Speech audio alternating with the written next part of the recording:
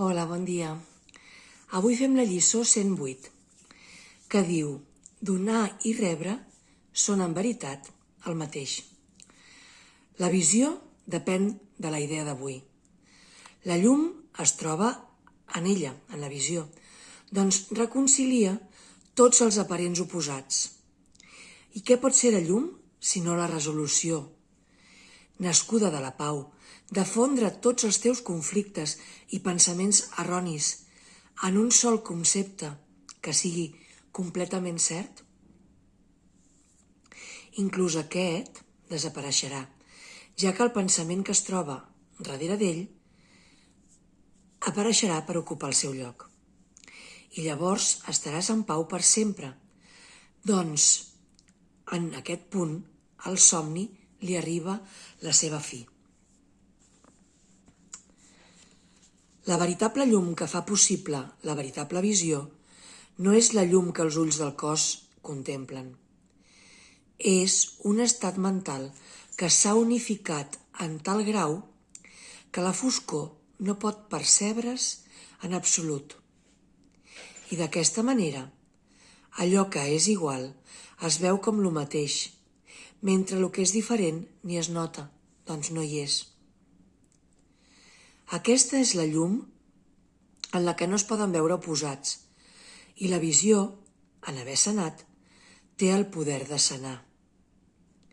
Aquesta és la llum que extén la teva pau interior fins a altres ments per compartir-la i alegrar-se de que totes elles siguin una amb tu i una amb si mateixes.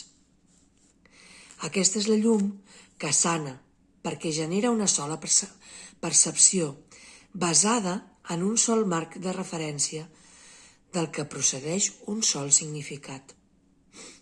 Aquí, donar i rebre es veuen com diferents aspectes d'un mateix pensament, cuya veritat no depèn de quin d'ells s'hagi vist primer, ni de quin paregui, ni de quin sembli estar en segon lloc. Aquí s'entén que ambdós ocorren simultàniament, perquè el pensament, en majúscules, conservi la seva integritat. I aquest enteniment és la base sobre la que reconcilien tots els oposats, ja que es perceben des del mateix marc de referència que unifica aquest pensament escrit en majúscula. Un sol pensament, ara en minúscula, que és de la nostra ment, completament unificat, servirà per unificar tots els pensaments. Aquí pensament té la connotació de nosaltres, de personetes, no? Això és el mateix que dir que una sola correcció serà suficient perquè tot error pugui quedar corregit o que perdonar a un sol germà completament és suficient per brindar la salvació a totes les ments. Doncs aquests són només alguns casos especials de la llei que regeix tota classe d'aprenentatge, sempre que estigui dirigida per aquell qui coneix la veritat, és a dir, per l'Esperit Sant o per Jesús. Aprendre que donar és el mateix que rebre té una utilitat especial, ja que es pot posar a prova molt fàcilment i comprovar que és veritat. I quan, en aquest cas especial, s'hagi comprovat que amb tota circumstància en què se'l posi a prova sempre dona resultat, el pensament subjacent es pot llavors generalitzar a unes altres àrees de dubte i de doble visió. I d'aquí s'expandirà fins a arribar finalment a l'únic pensament, en majúscula, subjacents a tots ells, és a dir, ens anem estenent entre nosaltres, ens anirem com contagiant, no? Fins que arribem al pensament únic, que és el del Pare, el de Déu, que és el que hi ha subjacent a tots nosaltres. Avui practicarem amb el cas especial de donar i rebre. Utilitzarem aquesta senzilla lliçó relativa a lo obvi perquè produeix resultats que no se'ns poden escapar. Donar és rebre. Avui intentarem oferir pau a tot el món i a tothom i veure quan ràpidament retorna a nosaltres. La llum és tranquil·litat i en aquesta pau se'ns concedeix la visió i llavors podem veure-hi. D'aquesta manera, donem començament avui a les nostres sessions de pràctica, amb les instruccions següents i afirmem: donar i rebre són en veritat el mateix. Rebré el que estic donant ara. Després, tanca els ulls i pensa durant 5 minuts en el que volguessis oferir-li a tothom, per així poder-ho disfrutar tu també. Per exemple, podries dir: ofereixo pau a tothom. Ofereixo serenitat a tothom. Li ofereixo pau interior a tot el món. Li ofereixo tendresa a tot el món. I així el que et vagi venint que podries oferir. Repeteix cada frase lentament i després fes una petita pausa esperant rebre el regal que has donat. Ofereixo pau interior a tot el món. I deixa que et vingui la pau interior. Ofereixo tendresa a tot el món.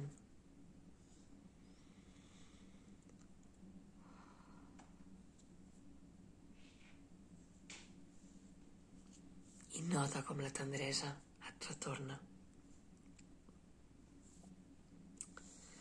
T'adonaràs de que reps una retribució exacta, doncs això és el que has demanat. Pot resultar-te útil, així mateix, pensar en algú a qui donar els teus regals.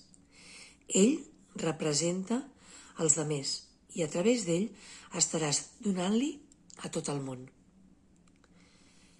Aquesta senzilla lliçó d'avui t'ensenyarà molt.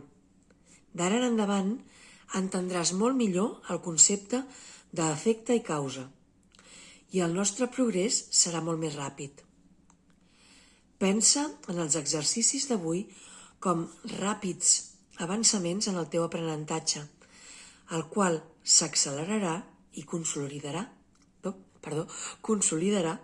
cada cop que diguis: donar i rebre són en veritat el mateix. Que xula, que bonica. Doncs donar i rebre són en veritat el mateix. I anem oferint a cadascú que ens vingui a la ment el que ens vingui de gust oferir. O el que vulguem tenir, no? Si em noto inquieta, dic, ofereixo pau a tothom. I així també la rebo jo. Una miqueta, com cada dia anem a repassar una mica el que ens diu el Kenneth.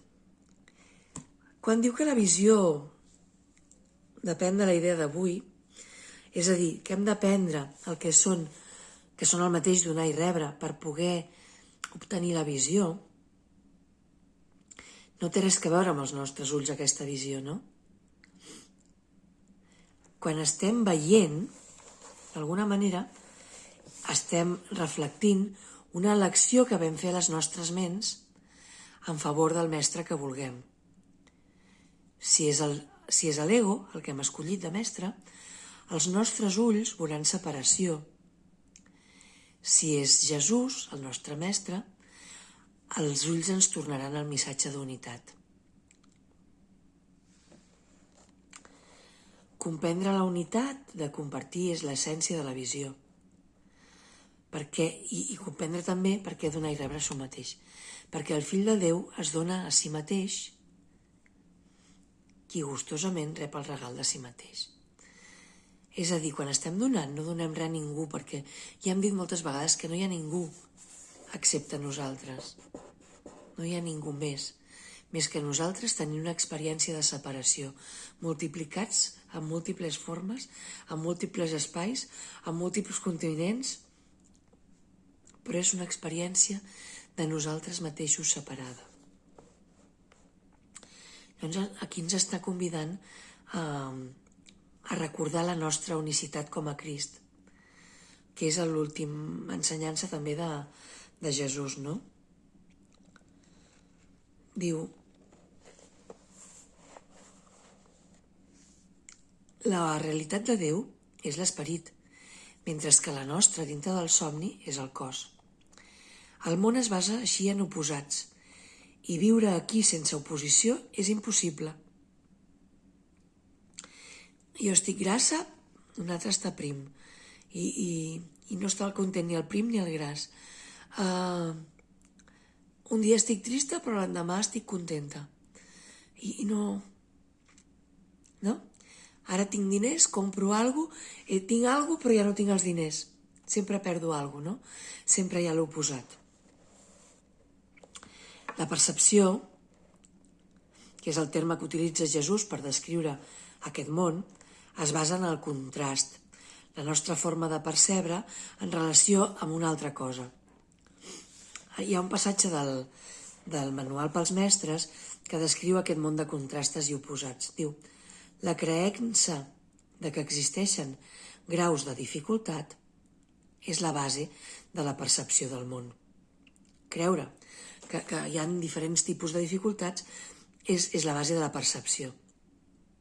Aquesta creença es basa en diferències, en un trasfons desigual i en un primer pla canviant, en altures dessemblants i amb tamanys variats, en graus variables de foscor i de llum, i en milers de contrastos en els que cada cosa vista competeix amb les demés per sobresortir. Llavors, les relacions espacials es basen en aquest contrast, perquè el seu sistema de pensament demencial comença amb la premissa de les diferències. Tu ets més especial que algú més, per tant diferent. Ahir vas ser més estimat per mi quan em vas donar el que jo volia, però avui ets diferent perquè ja no em complaus. O sigui que així funcionem, no? Sembla una mica estrafalari com ho explica, però és ben bé així que ens movem, no?, amb les relacions espacials. Llavors, l'únic concepte que és realment cert és l'expiació. Estem units perquè mai ens hem separat de la unitat. Dintre del somni, el fill de Déu és un.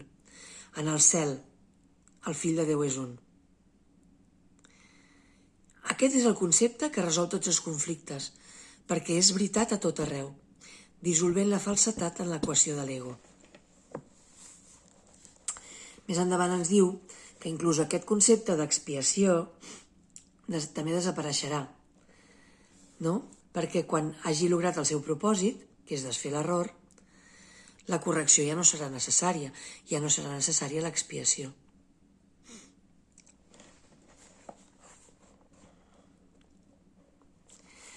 I també més endavant, quan diu la veritable llum que fa possible la veritable visió, no és la llum que els ulls del cos contempla. Aquí el Kenneth ens remarca que la visió no té res a veure amb veure aures, ni llum física, ni experiències psicodèliques. La seva llum, la veritable llum, està només en la ment i és més enllà de la percepció sensorial. En poques paraules, és la llum de la veritat, un pensament dintre de la ment que espera la nostra decisió de veure-la. La llum és un pensament dintre de la nostra ment que està esperant a que nosaltres ens adrecem a ella.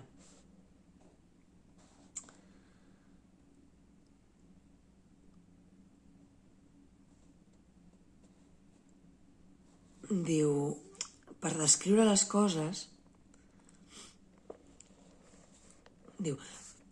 primer diu el Kenneth, el que és diferent, no?, són els fragments aparents de la filiació. O sigui, la filiació, com us deia abans, ens hem dividit en moltes formes i maneres. Quan un està en el món real, el referent aquí, s'adona que tot aquí és un somni i la nostra realitat està fora d'ell, on el fill de Déu és un i no té nom. Assignem noms, Jesús, per exemple, però en realitat només el pensament d'amor existeix en el món real, el qual, com explica Jesús, dura només un instant. El món real dura només un instant, perquè és el pas previ. Quan ja ho haurem perdonat tot, tindrem una percepció de felicitat i ja es desfarà el món per nosaltres. Ens despertarem del somni. Per tant, el món real és només un instant sant. I després Déu s'inclina i ens aixeca de nou cap a ell mateix, ens eleva cap a ell. Hi ha un lloc en el text que també diu com és aquest últim pas, no?, de Déu. Diu, Déu estima el seu fill. Demana-li ara que et proporcioni els mitjans a través del qual aquest món desapareix. I primer vindrà la visió i un instant més tard el coneixement. Doncs en la gràcia veus una llum envoltar el món amb amor i a la por esborrar-se de tots els semblants conforme els cors s'alcen i reclamen la llum com a seva. Què queda ara que pugui demorar al cel un sol instant més? Què queda encara per fer quan el teu perdó descansa sobre totes les coses? Que bonic, Després, en el cant de l'oració, diu, germans meus, si només sapiguéssiu quanta pau us envoltarà i us mantindrà a reser, purs i estimats en la ment de Déu, no faríeu més que córrer a trobar-vos amb ell en el seu altar. Santificats siguen els vostres noms i el seu, doncs s'uneixen allà, en aquell sant lloc. Allà ell s'inclina per elevar-vos fins a ell, alliberant-vos de les il·lusions per portar-vos a la santedat, lliberant-vos del món per conduir-vos a l'eternitat, lliberant-vos de tot temor i tornant-vos a l'amor. Uau! Bueno, és això, que la visió sana la creença en la separació, que és la font de tota malaltia. I a l'unir-nos a Jesús ens unim a tota la filiació, acabant amb la separació i acabant amb la malaltia. Per això, la visió i la curació són el mateix. I per això la pau arriba a totes les ments, perquè les ments en realitat som una de sola. Tot és un. Perdonar a una sola persona completament és perdonar a tots, perquè un germà és tots els germans. Per això donar i rebre és el mateix. Per això és tan important. Que bonica. Llavors aquí en un paràgraf el Kenneth ens diu: escollim donar perdó perquè el puguem rebre.